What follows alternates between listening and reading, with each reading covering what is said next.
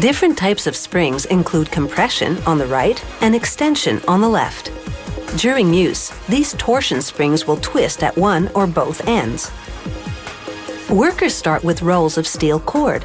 The cord diameters range in size depending on the type of springs being made. A machine called a de-reeler unwinds the roll, feeding it to a computer-guided forming machine. This forming machine forces the cord through a channel, shapes it into a coil, and then cuts it into segments. Small wheels and a metal shaft guide the cord into shape. These are torsion springs for use in the automotive industry, which relies heavily on a variety of springs.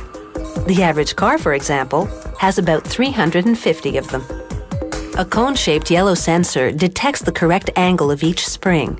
A good reading is required, so the machine can move the next spring forward through the channel to be formed. This machine can produce up to 2,000 springs per hour, depending on their size.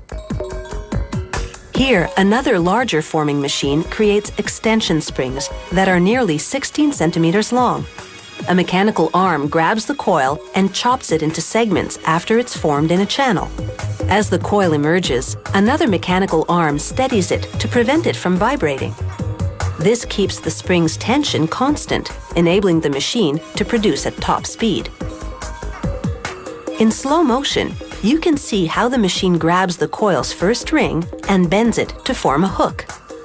This all takes place as the coil emerges from the channel.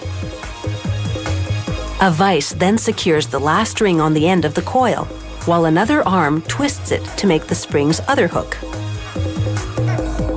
Slowed down, you see how two arms surround the coil being held in the vise. One arm then grabs the last ring, while the other arm twists it upward. This machine makes compression springs, a model with tapered ends that's often used in seat belts. A metal probe detects the correct length of the springs after they're formed. The machine has 4 rotary shafts, called cams. A computer ensures each spring has the desired specs. The springs are also heated to relax the metal.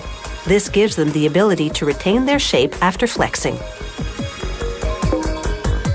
Another machine creates longer, thicker torsion springs. It shapes the cord into a coil with a shaft and then passes it over a tube to steady it. This ensures the spring will have the required tension. Springs can be as thin as human hair or as thick as a broom handle. Train wheels, for instance, include some of the industry's thickest compression springs. This machine makes another type of spring, often called wire forms. They're flexible steel cords curved or bent at an angle. These ones, shaped like a W, are used in ovens. Here, a worker places a spring into a machine that makes its hooks. He uses an adapter to avoid hurting his fingers. He places each one individually because specs for springs can vary by minute amounts. This company makes some springs with hooks made of 2 rings instead of 1. Clients order them this way because the hooks are more durable. Custom orders for springs can range from just a few to many thousand. This is another type of wire form. It'll be used in a firearm. A worker assembles it by hand because it's so intricate. After joining 2 base pieces, he places them into a small die.